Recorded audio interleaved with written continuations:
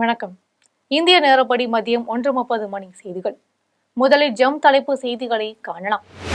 கச்சத்தீவை மீட்க மத்திய அரசு நடவடிக்கை எடுக்காதது ஏன் என்று முதலமைச்சர் மு.க.ஸ்டாலின் கேள்வி. கச்சத்தீவை திருப்பி தரமாட்டோம் என இலங்கை அமைச்சர் கூறியதும் கண்டனம் தெரிவிக்காதது ஏன் என்றும் வினா.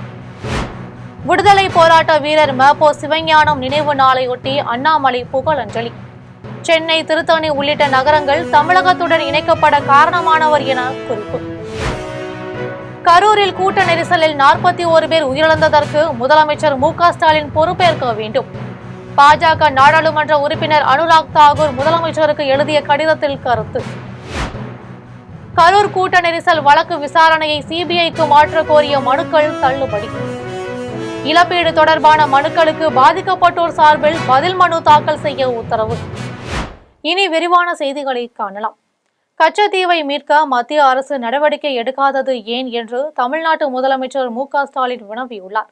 ராமநாதபுரம் மாவட்டத்தில் பணி நிறைவுற்ற திட்டங்களை தொடக்கி வைத்ததுடன் புதிய திட்ட பணிகளுக்கு முதலமைச்சர் மு.க.ஸ்டாலின் அடிக்கல் நாட்டினார். விழாவில் பேசிய முதலமைச்சர் மு.க.ஸ்டாலின் ராமநாதபுரம் நகராட்சி பகுதியில் இப்போதுள்ள 4 வழி சாலை 30 கோடி ரூபாய் மதிப்பீட்டில் 6 வழி சாலையாக மேம்படுத்தப்படும் என தெரிவித்தார். திருவாடானை, ராஜசிங்கம், மங்கலம் வட்டங்களில் 16 கண்மாய்கள் 18 கோடி ரூபாய் செலவில் மேம்படுத்தப்படும் என்று தெரிவித்தார். ராமநாதபுரம் பழைய பேருந்து நிலையம் வணிக வளாகத்தில் மாற்றியமைக்கப்படும் என்றும் பரமக்குடி நகராட்சிக்கு புதிய கட்டடம் கட்டப்படும் என்றும் அறிவித்தார். ராமநாதபுரம் மாவட்டம் மீனவர்களுக்கு எதிராக இலங்கை கடற்படை தொடர்ந்து அட்டூழியத்தில் ஈடுபட்டு வருவதாகவும் கச்சத்தீவை மீட்பதே அதற்கான ஒரே தீர்வாகும் என்று ஸ்டாலின் தெரிவித்தார். கச்சத்தீவை மீட்க கோரி சட்டப்பேரவையில் தீர்மானம் நிறைவேற்றி மத்திய அரசுக்கு அனுப்பி வைத்தும் மத்திய அரசு அது தொடர்பாக இன்னும் நடவடிக்கை எடுக்கவில்லை என்று தெரிவித்தார். கச்சத்தீவை திருப்பி தரமாட்டோம் என்று இலங்கை அமைச்சர் கூறியதற்கு இந்திய வெளியுறவு அமைச்சர் கண்டனம் தெரிவிக்காதது ஏன் என்று ஸ்டாலின் வினவியுள்ளார். இயற்கை பேரிடர் மீட்பு மறுவாழ்வுக்காக தமிழ்நாட்டுக்கு தேவையான நிதியை மத்திய அரசு ஒதுக்குவதில்லை என்றும் சரக்கு சேவை வரி பகிர்விலும் தமிழ்நாட்டுக்கு உரிய பங்கு கிடைப்பதில்லை என்றும் ஸ்டாலின் தெரிவித்தார். விடுதலை போராட்ட வீரரும் சிறந்த தமிழறிஞரும் எழுத்தாளருமான ம.பொ. சிவஞானம் நினைவு நாளை ஒட்டி அண்ணாமலை புகழஞ்சலி செலுத்தியுள்ளார். அவர் வெளியிட்டுள்ள அறிக்கையில் மொழி வாரியாக மாநிலங்கள் பிரிக்கப்பட்ட போது சென்னை, திருத்தணி உள்ளிட்ட முக்கிய நகரங்கள் தமிழகத்துடன் இணைக்கப்பட ஐயா ம.பொ. சிவஞானத்தின் போராட்டமே முக்கிய காரணம் என்று குறிப்பிட்டுள்ளார். தமிழ் வரலாற்றிலேயே முதல் முறையாக சிலப்பதிகார மாநாடு நடத்தி சிலம்பு செல்வர் என்ற புகழ் பெற்றதையும் அண்ணாமலை குறிப்பிட்டுள்ளார். தமிழ் உள்ளவரை ஐயா ம.பொ. சிவஞானத்தின் புகழ் நிலைத்திருக்கும் என்றும் அண்ணாமலை தெரிவித்துள்ளார். கரூரில் கூட்ட நெரிசலில் 41 பேர் உயிரிழந்ததற்கு முதலமைச்சர் மு.க.ஸ்டாலின் பொறுப்பேற்க வேண்டும் என்று பாஜகவை சேர்ந்த அனுராக் தாக்கூர் தெரிவித்துள்ளார். கரூர் த.வே.க. தலைவர் விஜயின் பரப்புரை கூட்டத்தில் நெரிசலில் சிக்கி 41 பேர் உயிரிழந்தனர். இது தொடர்பாக உண்மையை கண்டறிய பாஜக நாடாளுமன்ற உறுப்பினர்கள் 8 பேர் கரூருக்கு வந்து பார்வையிட்டு சென்றனர். இந்த நிலையில் பாஜக உண்மை கண்டறியும் குழுவில் இடம்பெற்றிருந்தவரும் முன்னாள் மத்திய அமைச்சருமான அனுராக் தாக்கூர் தமிழ்நாடு முதலமைச்சர் ஸ்டாலினுக்கு ஒரு கடிதம் எழுதியுள்ளார். அதில் கூட்ட நெரிசலுக்கான முதன்மை காரணிகள் என்ன என்றும் நெரிசலை தவிர்க்க மாவட்ட நிர்வாகத்தால் என்னென்ன நடவடிக்கைகள் எடுக்கப்பட்டன என்றும் வினவியுள்ளார். எதிர்காலத்தில் இதுபோன்ற துயரங்கள் நிகழாமல் இருக்க மாநில அரசு திட்டமிட்டுள்ள நடவடிக்கைகளை பரிந்துரைக்கவும் பகிர்ந்து கொள்ளவும் கேட்டுக்கொண்டார். கரூர் துயரம் குறித்து நீதிபதியின் விரிவான அறிக்கையை அளிப்பதற்கான காலக்கெடு உள்ளதா என்றும் நீதிபதி கண்டறிந்த உண்மையை பொதுமக்களுக்கு வெளியிட வேண்டும் என்றும் அனுராக் தாக்கூர் கேட்டுக்கொண்டார். கரூர் கூட்ட நெரிசலில் சிக்கி 41 பேர் உயிரிழந்தது தொடர்பான விசாரணையை சிபிஐக்கு மாற்ற கோரிய மனுக்களை உயர்நீதிமன்ற மதுரை கிளை தள்ளுபடி செய்துள்ளது. கரூர் கூட்ட நெரிசலில் சிக்கி 41 பேர் உயிரிழந்தது தொடர்பான விசாரணையை சிபிஐக்கு மாற்றுவது, கூட்டங்களுக்கு வழிகாட்டு நெறிமுறைகளை உருவாக்குவது உள்ளிட்ட கோரிக்கைகளை கொண்ட 7 பொதுநல மனுக்கள் உயர்நீதிமன்ற மதுரை கிளையில் தாக்கல் செய்யப்பட்டன. இந்த மனுக்கள் நீதிபதிகள் தண்டபாணி, ஜோதிராமன் ஆகியோர் கொண்ட அமர்வுக்கு முன் இன்று விசாரணைக்கு வந்தன. அப்போது வழக்குகள் ஒன்றன் பின் ஒன்று என வரிசையாக விசாரிக்கப்படும் என்று நீதிபதிகள் தெரிவித்தனர். அரசியல் கூட்டங்களுக்கு வழிகாட்டு நெறிமுறைகளை உருவாக்க கோரிய மனுக்கள் முதலில் விசாரணைக்கு எடுத்துக் கொள்ளப்பட்டன. அப்போது மக்கள் நலனே முக்கியம் என கூறிய நீதிபதிகள் பொதுக்கூட்ட வழிகாட்டு நெறிமுறைகளை உருவாக்குவது குறித்த மனு சென்னை அமர்வில் நிலுவையில் உள்ளதால் இடைக்கால உத்தரவு பிறப்பித்தால் அதை பாதிக்கும் என்றனர்.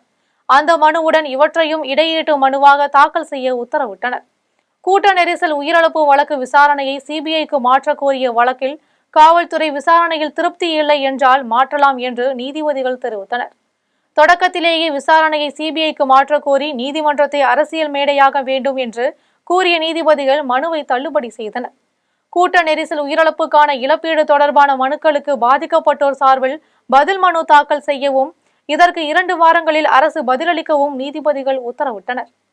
தூத்துக்குடியில் உள்ள கதர் அங்காடியில் தீபாவளி சிறப்பு விற்பனையை அமைச்சர்கள் கீதா ஜீவன், அனிதா ராதாகிருஷ்ணன் ஆகியோர் தொடக்கி வைத்தனர். தூத்துக்குடி வஉசி சாலையில் உள்ள கதர் அங்காடியில் மாவட்ட ஆட்சியர் இளம்பகவத் தலைமையில் தீபாவளி சிறப்பு விற்பனை தொடக்க விழா நடைபெற்றது. இதில் சமூக நலத்துறை அமைச்சர் கீதா ஜீவன், கால்நடை பராமரிப்புத்துறை அமைச்சர் அனிதா ராதாகிருஷ்ணன் ஆகியோர் கலந்து கொண்டு விற்பனையை தொடக்கி வைத்தனர். மத்திய மாநில அரசுகளினால் கதர் துணிகளுக்கு 30 விழுக்காடும், உள்ளன் துணிகளுக்கு 20 விழுக்காடும் சிறப்பு தள்ளுபடி அளிக்கப்படுகிறது. இந்த ஆண்டு தூத்துக்குடி மாவட்டத்தில் உள்ள விற்பனையகங்களில் 1,65,00,000 ரூபாய்க்கு கதர் துணிகள் விற்க இலக்கு நிர்ணயிக்கப்பட்டுள்ளது. முன்னதாக தூத்துக்குடி மாநகராட்சி கிழக்கு மண்டல அலுவலகத்தில் மகாத்மா காந்தி சிலைக்கு அமைச்சர்கள் கீதா ஜீவன், அனிதா ராதாகிருஷ்ணன், மாவட்ட ஆட்சியர் இளம் பகவத், மேயர் ஜெகன் ஆகியோர் மாலை அணிவித்து மரியாதை செலுத்தினர்.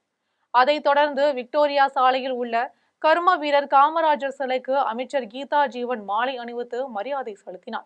திருவள்ளூர் மாவட்டம் ஆவடியில் மத்திய ரிசர்வ் காவல் படை வளாகத்தில் காவல்துறை துணை இயக்குநர் அருள்குமார் தலைமையில் அதிகாரிகள், அலுவலர்கள், ஊழியர்கள் தூய்மை பணிகளில் ஈடுபட்டனர். காந்தி பிறந்தநாளை ஒட்டி நாடு முழுவதும் அரசு அலுவலகங்கள், பொது இடங்கள், ரயில் நிலையங்கள், பேருந்து நிலையங்கள் தூய்மைப்படுத்தப்பட்டு வருகின்றன. இதையொட்டி ஆவடி மத்திய ரிசர்வ் காவல் படை வளாகத்தில் காவல்துறை துணை இயக்குநர் அருள்குமார் மகாத்மா காந்தி உருவப்படத்திற்கு மலர் தூவி மரியாதை செலுத்தினார். பின்னர் வளாகத்தில் கழிவுகளையும் செடி கொடிகளையும் 100க்கும் மேற்பட்ட வீரர்கள் அகற்றினர்.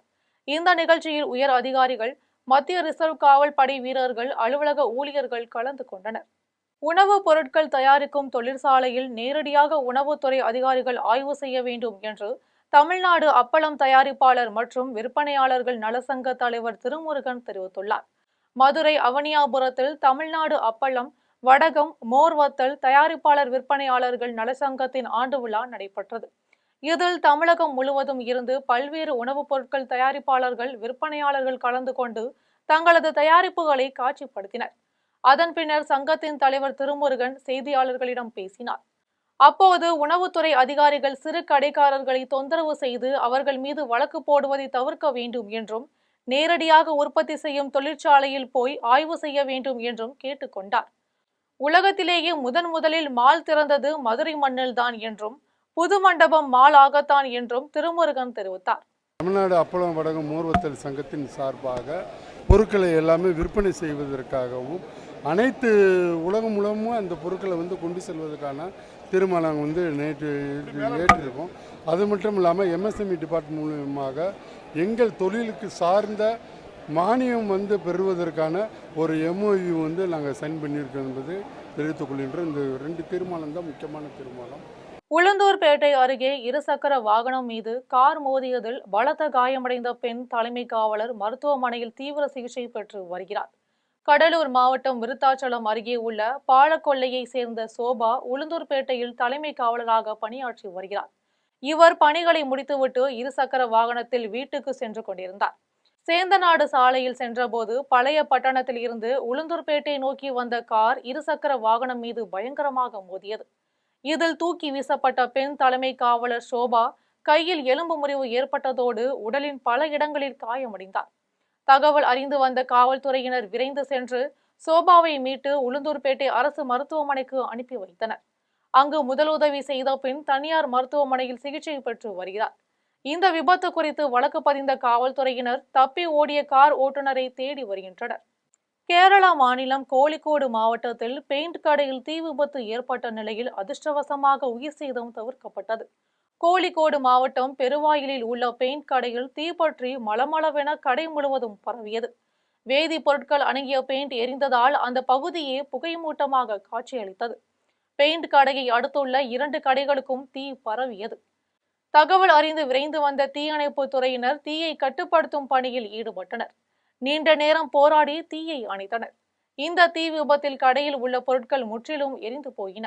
கடையில் ஆட்கள் இல்லாததால் நல்வாய்ப்பாக உயிர் சேதம் ஏற்படவில்லை. கரூர் கூட்ட நெரிசல் வழக்கில் விஜயை கைது செய்ய வலியுறுத்தி திருவள்ளூர் மாவட்டம் ஆவடியில் பல்வேறு அமைப்புகளை சேர்ந்தவர்கள் ஆர்ப்பாட்டத்தில் ஈடுபட்டனர். கரூரில் தமிழக வெற்றிக் கழக தலைவர் விஜய் பரப்புரை செய்தபோது நிகழ்ந்த நெரிசலில் சிக்கி 41 பேர் உயிரிழந்தனர். இதற்கு முதற்காரணமாக விஜயை கைது செய்ய கோரி திருவள்ளூர் மாவட்டம் ஆவடியில் தந்தை பெரியார் திராவிடர் கழகம், தமிழக வாழ்வுரிமை கட்சி, இந்திய கம்யூனிஸ்ட் கட்சி, தமிழர் விடுதலை கழகம் ஆகிய அமைப்புகளை சேர்ந்தவர்கள் ஆர்ப்பாட்டத்தில் ஈடுபட்டனர். அப்போது தமிழக வெற்றிக் கழகத்துக்கும் விஜய்க்கும் எதிராக முழக்கமிட்டனர்.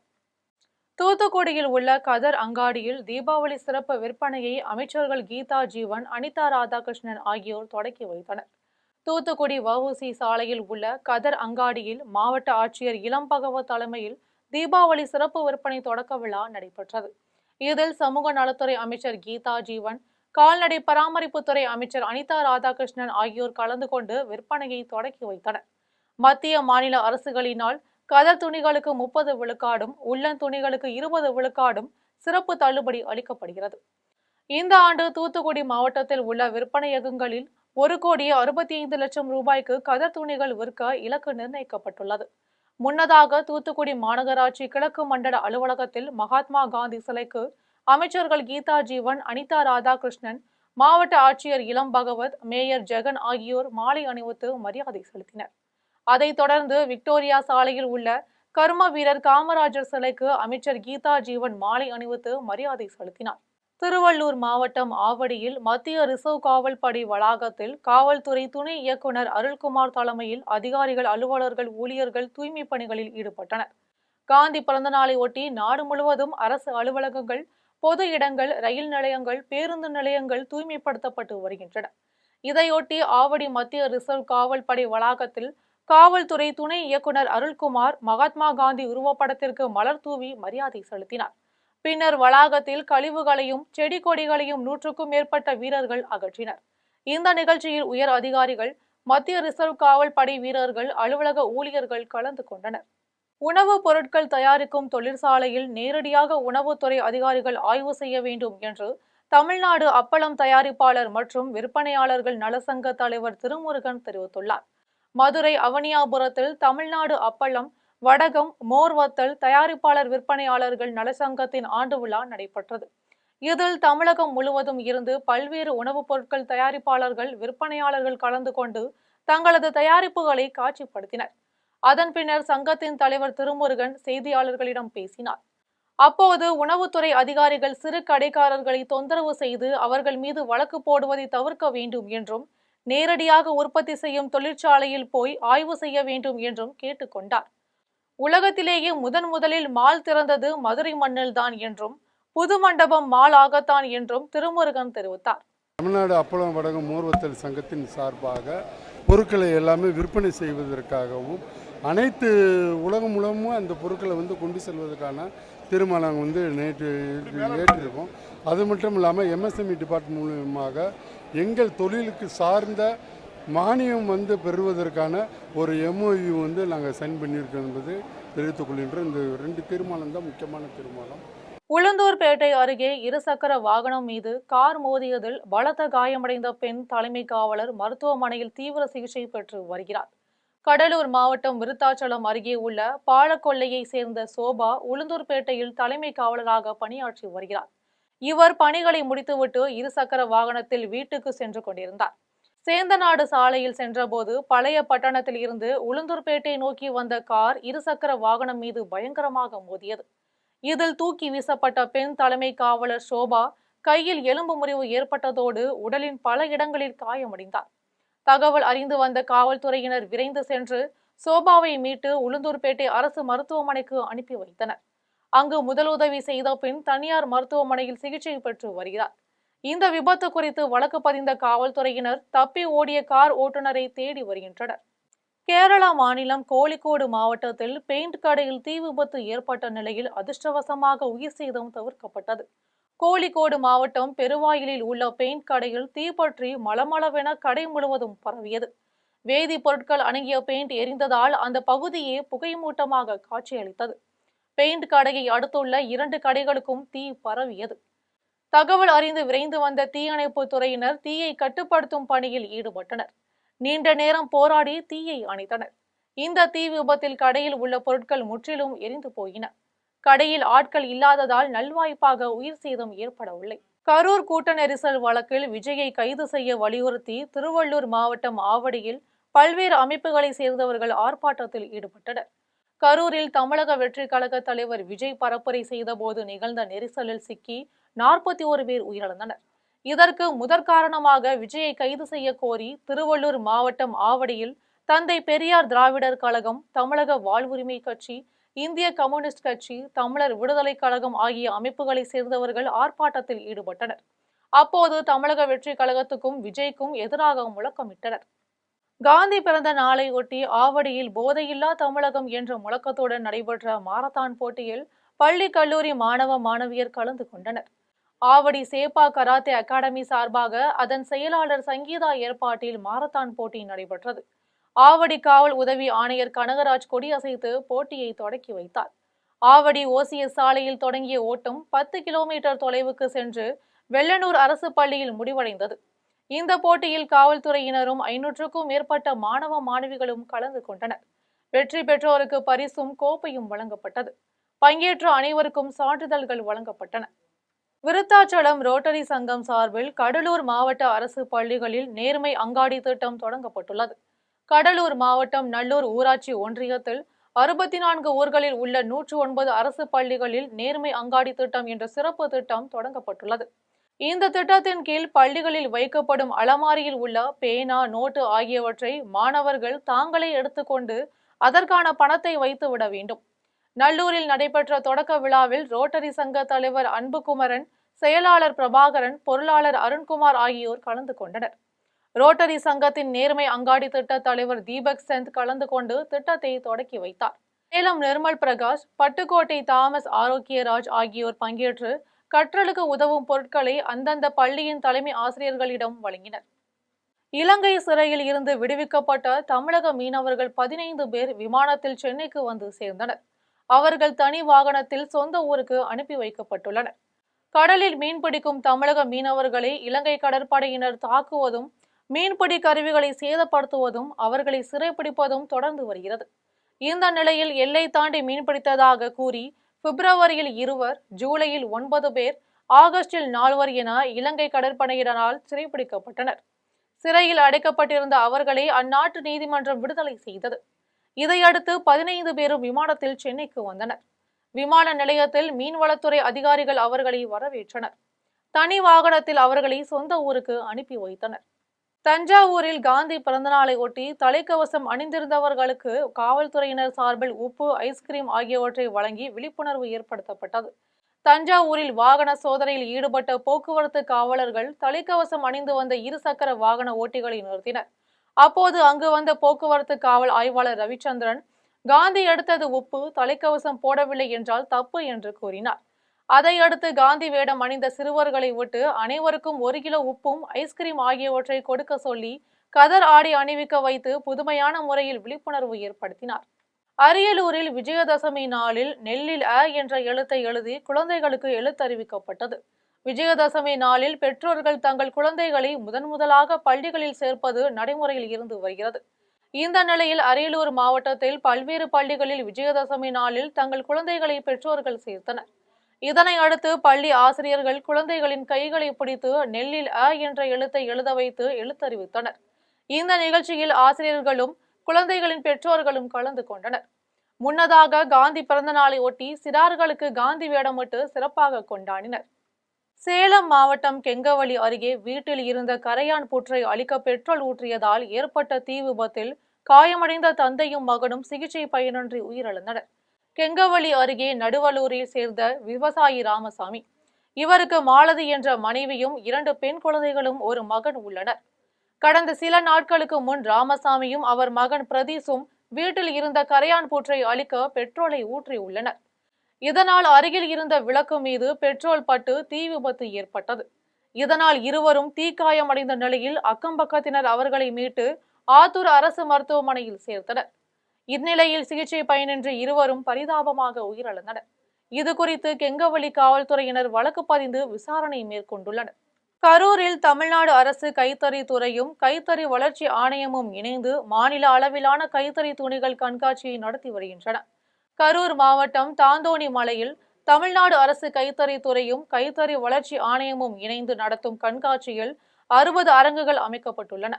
இதில் தமிழ்நாட்டின் பல்வேறு மாவட்டங்களில் இருந்தும் பிற மாநிலங்களில் இருந்தும் கைத்தறி நெசவாளர் கூட்டுறவு சங்கங்கள் பங்கேற்று துணிகளை காட்சிக்கு வைத்துள்ளனர். இக்கண்காட்சியின் மூலம் 3 கோடி ரூபாய் அளவுக்கு விற்பனை நடைபெறும் என எதிர்பார்க்கப்படுகிறது. மாவட்ட வருவாய் அலுவலர் கண்ணன் கைத்தறி துணிகள் விற்பனையை தொடங்கி வைத்தார். இக்கண்காட்சியை ஏராளமான பொதுமக்கள் பார்வையிட்டனர். கைத்தறித்துறை இயக்குநர் பரணிக்குமார், கோட்டாட்சியர் முகமது ஃபைசல் ஆகியோர் காந்தி உருவப்படத்தை திறந்து வைத்து துணிகள் விற்பனையை தொடங்கி வைத்தனர். கரூர் மாவட்டத்தில் தமிழ்நாட்டில் உள்ள மாநில அளவிலான கைத்தறி கண்காட்சி 2ஆம் தேதி 17ஆம் தேதி வரைக்கும் நடக்கிறது. இது மத்திய அரசோட ஒருங்கிணைப்போட மாநில அரசில் உள்ள அனைத்து கைத்தறி நெசவாளர்களும் தமிழகத்தில் உள்ள அனைத்து கைத்தறி நெசவாளர்களுக்கும் விற்பனை மேற்கொண்டிருக்காங்க. குத்தகை பணத்தை திரும்ப பெற்றுத்தர கோரி பாதிக்கப்பட்டவர் தேனி மாவட்ட காவல் கண்காணிப்பாளரிடம் புகார் அளித்துள்ளார்.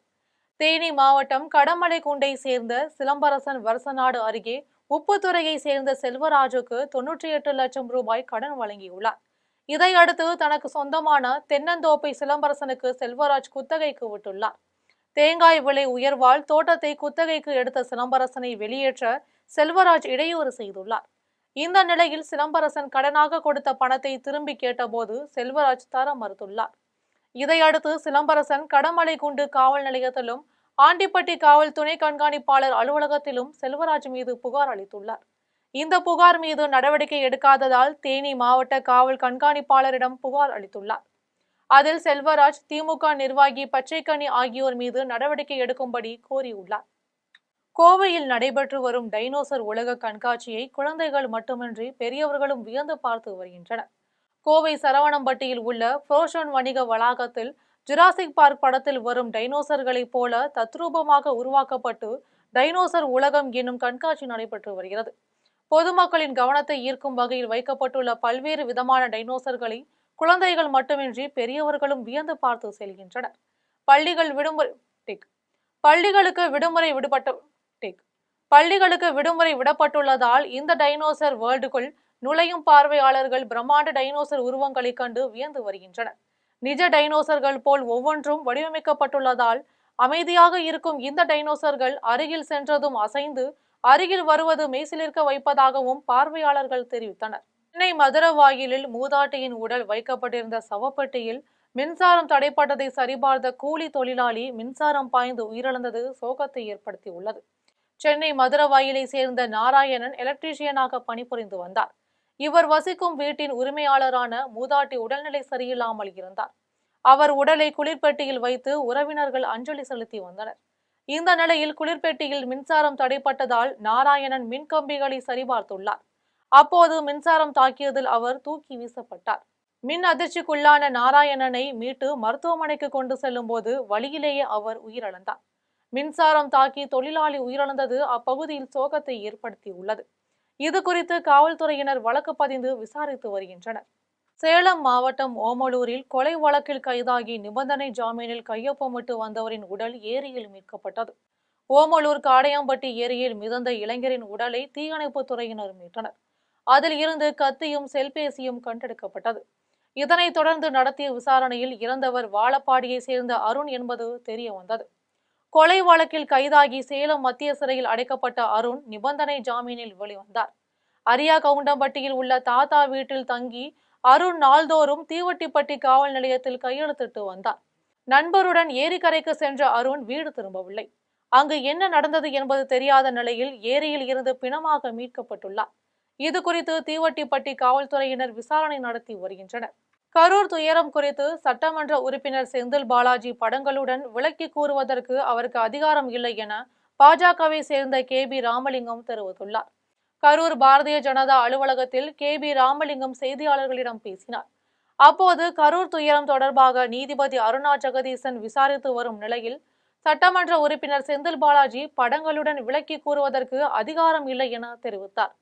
அரசு மேற்கொண்ட நடவடிக்கைகள் ஏற்புடையதாக இருந்தாலும் இதுபோன்ற துயரங்கள் இனி நடந்திடக்கூடாது என்று கேட்டுக்கொண்டார். தமிழக முதல்வர் ஸ்டாலின் நேர்மையாக நடந்திட வேண்டும் என நினைத்தால் யாருக்கும் சந்தேகம் இல்லாத அளவிற்கு சிபிஐ விசாரணைக்கு அவராகவே உத்தரவிட வேண்டும் என்று KB ராமலிங்கம் தெரிவித்தார்.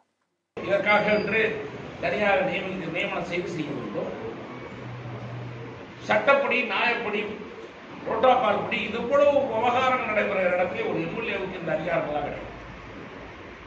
தருமபுரியில் விஜயதசமி நாளில் கேரள சமாஜம் சார்பில் குழந்தைகளுக்கு எழுத்து அறிவுத்தல் நிகழ்ச்சி நடைபெற்றது. தருமபுரி மாவட்டத்தில் கேரள சமாஜம் சார்பில் விஜயதசமி நாளில் வித்யாரம்பம் நடைபெற்றது. சரஸ்வதி பூஜைக்கு பின் ஒவ்வொரு குழந்தைகளுக்கும் தனித்தனியாக தங்க எழுத்தாணியில் குழந்தைகளின் நாக்கில் எழுத்துக்களை எழுதினர். இதையடுத்து குழந்தைகளின் கையை பிடித்து அரிசியில் எழுத வைத்தனர். இந்த நிகழ்ச்சியில் 200க்கும் மேற்பட்ட குழந்தைகள் கலந்து கொண்டனர். மேலும் குழந்தைகளுக்கு கேரள சமாஜத்தின் சார்பில் ஸ்லேட்டு, பென்சில், புத்தகம் ஆகியன வழங்கப்பட்டன. இந்த நிகழ்ச்சியில் கேரள சமாஜ தலைவர் கிருஷ்ணன் உன்னி, செயலாளர் ஹரிகுமார், பொருளாளர் சத்யநாராயணன் ஆகியோர் கலந்து கொண்டனர். புதுக்கோட்டை பேருந்து நிலையம் அருகே உள்ள மண்டல அலுவலகம் முன்பு CITU சார்பில் பல்வேறு கோரிக்கைகளை வலியுறுத்தி போராட்டத்தில் ஈடுபட்டனர். புதுக்கோட்டை மண்டல அரசு போக்குவரத்து ஊழியர் சங்கம் CITU சார்பில் தொடர்ந்து 46வது நாளாக காத்திருப்பு போராட்டம் நடைபெற்றது. இதில் பழைய ஓய்வூதிய திட்டத்தை செயல்படுத்தல், ஓய்வூதியர்களுக்கு மருத்துவ காப்பீடு திட்டத்தை நடைமுறைப்படுத்தல் உள்ளிட்ட பல்வேறு கோரிக்கைகளை வலியுறுத்தினர். இதில் மகாத்மா காந்தியின் புகைப்படத்தை முகமூடியாக அணிந்து கொண்டு 10க்கும் மேற்பட்டோர் ஆர்ப்பாட்டத்தில் ஈடுபட்டனர். கடலூரில் இருளர் சமூக மாணவ மாணவிகளுக்கு காவல் உதவி ஆய்வாளர் இலவச கற்றல் கருவிகள் வழங்கியது நிகழ்ச்சியை ஏற்படுத்தியுள்ளது. கடலூர் மாவட்ட காவல்துறையில் சிறப்பு உதவி ஆய்வாளராக பணியாற்றி வரும் திருமாவளவன் தனது சம்பளத்தில் செலவுகள் போக மீதமுள்ள பணத்தில் பொதுமக்களுக்கு வழங்குவதை வாடிக்கையாக வைத்துள்ளார். இந்த நிலையில் கடலூர் முதுநகர் அடுத்த பச்சையாங்குப்பத்தில் இருளர் இன மாணவ மாணவிகளுக்கு நோட்டு புத்தகம், இனிப்புகள் ஆகியவற்றை வழங்கினார். இந்த நிகழ்வில் சமூக ஆர்வலர்களும் ஊர் பொதுமக்களும் கலந்து கொண்டனர். நவராத்திரி விழா நிறைவு பெற்றதையொட்டி ஜெயின் சமூகத்தினர் கடலூர் வெள்ளி கடற்கரையில் துர்க்கை சிலையை கரைத்து உற்சாகமாக ஆடிப்பாடி மகிழ்ந்தனர். கடலூரில் ராஜஸ்தான் மாநிலத்தை சேர்ந்த ஜெயின் சமூகத்தினர் ஏராளமானோர் வசித்து வருகின்றனர். இவர்கள் ஆண்டுதோறும் நவராத்திரி விழாவை சிறப்பாக கொண்டாடுவது வழக்கம்.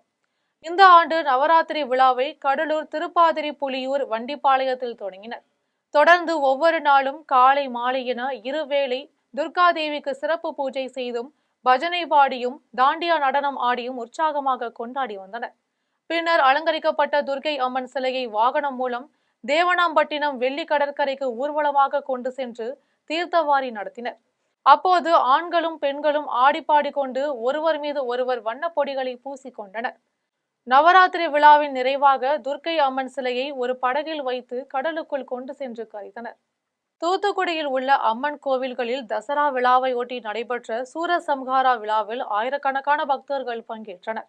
தூத்துக்குடி தெப்பக்குளம் மாரியம்மன், மேலூர் பத்திரகாளியம்மன், உச்சி மாகாளியம்மன், சண்முகபுரம் பத்திரகாளியம்மன் ஆகிய கோவில்களில் 9 நாட்கள் அம்மன் பல்வேறு அலங்காரங்களில் பக்தர்களுக்கு காட்சி அளித்தார். திருவிழாவின் முக்கிய நிகழ்ச்சியான சூரசம்ஹாரம் நேற்றிரவு நடைபெற்றது. தெப்பக்குளம் மாரியம்மன் ஆலயத்தில் நடைபெற்ற சூரசம்ஹார விழாவில் அம்மன் அலங்கரிக்கப்பட்ட வாகனத்தில் எழுந்தருளி கஜமுகம், சிங்கம், மான், சூரன், கோழி, மாடு ஆகிய உருவங்களில் வந்த சூரனை வெள்ளிவேல் மூலம் வதம் செய்யும் நிகழ்ச்சி நடைபெற்றது. பின்னர் தெப்பக்குளம் மாரியம்மனுக்கு சிறப்பு தீபாராதனை நடைபெற்றது. இந்த சூரசம்ஹார நிகழ்ச்சியை ஆயிரக்கணக்கான பக்தர்கள் கண்டு களித்தனர்.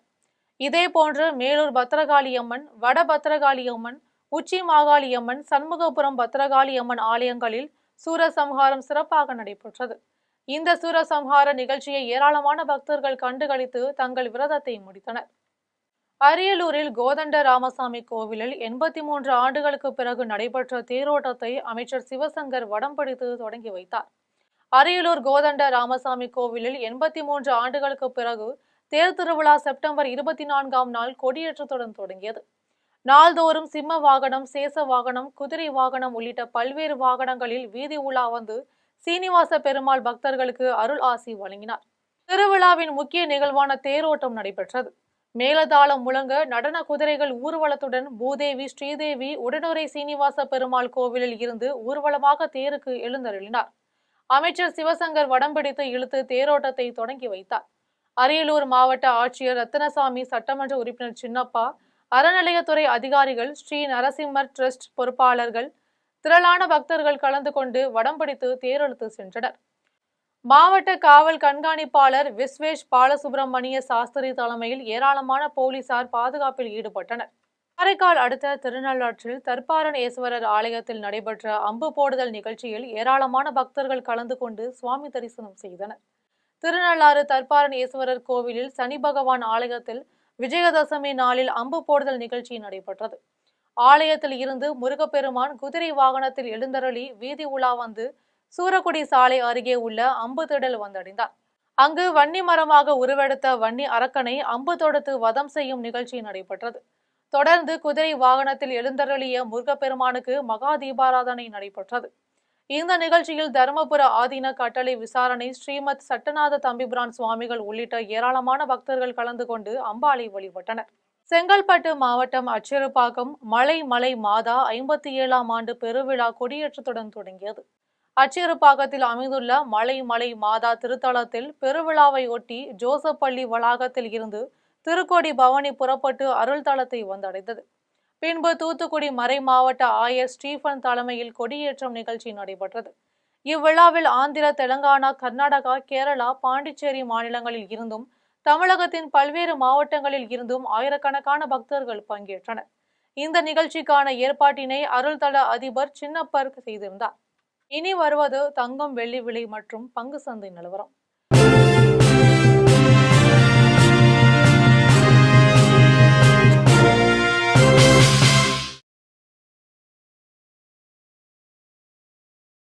சென்னையில் ஆபரண தங்கம் 1 சவரன் 86,560 ரூபாய்க்கு விற்பனை செய்யப்படுகிறது. சென்னையில் இன்று ஆபரண தங்கத்தின் விலை கிராமுக்கு 60 ரூபாய் குறைந்தது. 1 கிராம் தங்கம் 10,820 ரூபாய்க்கு விற்பனை செய்யப்படுகிறது. மேலும் 1 சவரன் 480 ரூபாய் குறைந்து 86,560 ரூபாய்க்கு விற்பனை செய்யப்படுகிறது. 24 கேரட் தூய தங்கம் 1 சவரன் 94,432 ரூபாய்க்கு விற்பனை செய்யப்படுகிறது. மேலும் 1 கிராம் வெள்ளி 151 ரூபாய்க்கும் 1 கிலோ வெள்ளி 1,51,000 ரூபாய்க்கும் விற்பனை செய்யப்படுகிறது. மும்பை பங்கு சந்தையில் பங்கு வணிகம் இன்று சரிவுடன் காணப்படுகிறது. மும்பை பங்கு சந்தை பங்கு விலை குறியீடு எண் சென்செக்ஸ் 48 புள்ளிகள் குறைந்து 80,935 புள்ளிகளில் வணிகமாகிறது. தேசிய பங்குச்சந்தை பங்கு விலை குறியீட்டு எண் நிப்டி 34 புள்ளிகள் குறைந்து 24,803 புள்ளிகள் வணிகமாகிறது. மீண்டும் தலைப்புச் செய்திகள். கச்சத்தீவை மீட்க மத்திய அரசு நடவடிக்கை எடுக்காதது ஏன் என்று முதலமைச்சர் மு.க. ஸ்டாலின் கேள்வி. கச்சத்தீவை திருப்பி தரமாட்டோம் என இலங்கை அமைச்சர் கூறியதும் கண்டனம் தெரிவிக்காதது ஏன் என்றும் வினா. விடுதலை போராட்ட வீரர் ம.பொ. சிவஞானம் நினைவு நாளையொட்டி அண்ணாமலை புகழஞ்சலி. சென்னை, திருத்தணி உள்ளிட்ட நகரங்கள் தமிழகத்துடன் இணைக்கப்பட காரணமானவர் என குறிப்பு. கரூரில் கூட்ட நெரிசலில் 41 பேர் உயிரிழந்ததற்கு முதலமைச்சர் மு.க. ஸ்டாலின் பொறுப்பேற்க வேண்டும். பாஜக நாடாளுமன்ற உறுப்பினர் அனுராக் தாக்கூர் முதலமைச்சருக்கு எழுதிய கடிதத்தில் கருத்து. கரூர் கூட்ட நெரிசல் வழக்கு விசாரணையை சிபிஐக்கு மாற்ற கோரிய மனுக்கள் தள்ளுபடி. இழப்பீடு தொடர்பான மனுக்களுக்கு பாதிக்கப்பட்டோர் சார்பில் பதில் மனு தாக்கல் செய்ய உத்தரவு. இத்துடன் ஜம் செய்திகள் நிறைவடைகின்றன. மீண்டும் ஜம் செய்திகள் மாலை 6 மணிக்கு. உடனுக்குடன் செய்திகளை காண ஜம் ரவுட்டா டிவி என்ற இணையதளத்தில் இணைந்திருங்கள். நன்றி, வணக்கம்.